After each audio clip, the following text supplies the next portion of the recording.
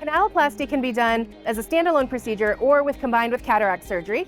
When performing canaloplasty, first you have to have a paracentesis on the cornea, which helps you introduce the iTrack Advance into the eye. The paracentesis should be pointed at the nasal angle.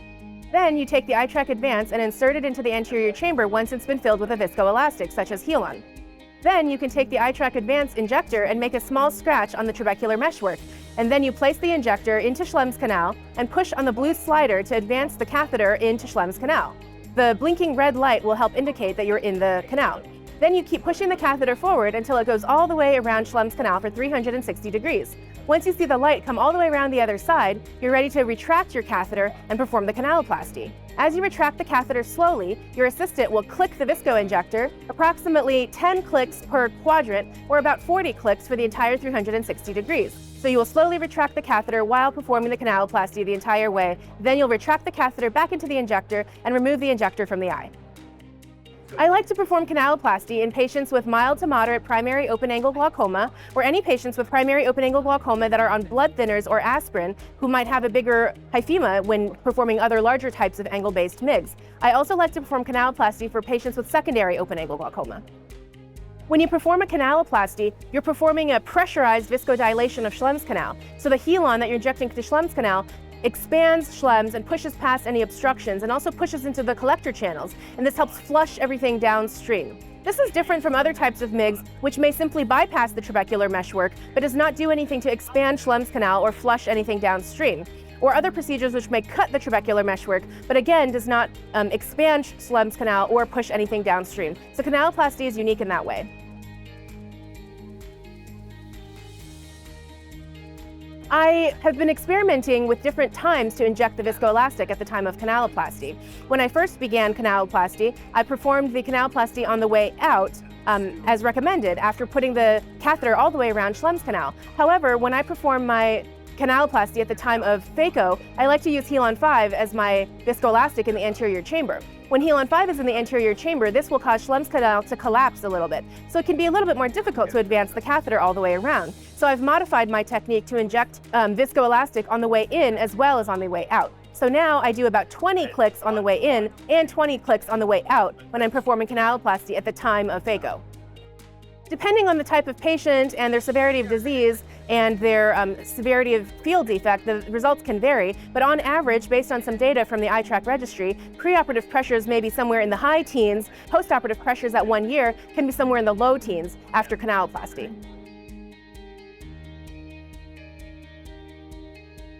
One of the most important factors for success is choosing the right patient. There are some patients whose anatomy may not be conducive to a procedure like this. For example, you want to choose a patient whose angles are wide open. You would not want to try canaloplasty if the patient has extensive PAS in the angle that makes it impossible to access trabecular meshwork. So it's very important to perform preoperative gonioscopy to make sure that your patient has an angle anatomy that would be conducive to performing angle surgery. Another key factor for success is intraoperatively getting a good view. So this can be done by making sure that you position the patient's head correctly, position the microscope correctly, and make sure that you don't have any blood obscuring your view. So you want to make sure that your incisions are not too close to the limbus. Instead, the incisions should be a little bit higher up on the cornea so you don't have any blood obstructing your view. And then you can choose your gonioprism and your viscoelastic accordingly so you don't have too many striae in the cornea, which would also help block your view. You want to keep your anterior chamber well formed and highly pressurized so you don't have too much reflux blood blocking your view. Having a good view to the angle is really critical for having a good canaloplasty procedure.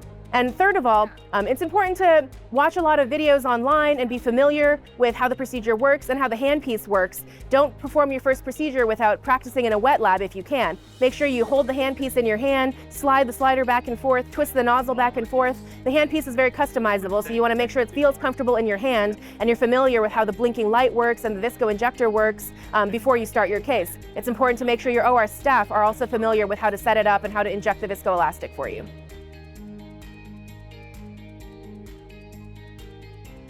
I love the iTrack Advance for many reasons. I used to use the original iTrack and performed my canaloplasty and gap procedures with the original iTrack. The new iTrack Advance handpiece is amazing because it has the nozzle on the front that the catheter comes out of, and the nozzle can be twisted in any direction that you like, so you can put your hand at a 45-degree angle compared to the nozzle if that's more comfortable for you. So that's a nice feature. I like that the handpiece has a single slider that you can push all the way from one end to the other, and you can deploy the entire catheter with just one push of one finger. You don't have to repeatedly lift your finger and put it back down to scoot anything forward. It's just one smooth push, and this makes it so that there's less movement at the tip of the catheter and the tip of the injector when you're performing the case, especially with trainees.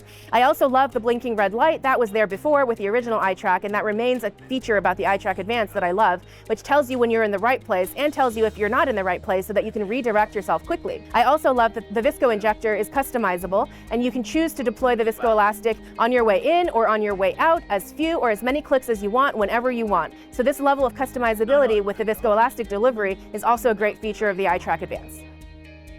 I think everybody who is interested in getting involved with MIGS should give iTrack Advance a try. It's very versatile and it works for a wide variety of patients, either combined with cataract surgery or as a standalone procedure. It's relatively easy to learn. I have a lot of videos online that I can share with you, so I encourage everybody to give it a try.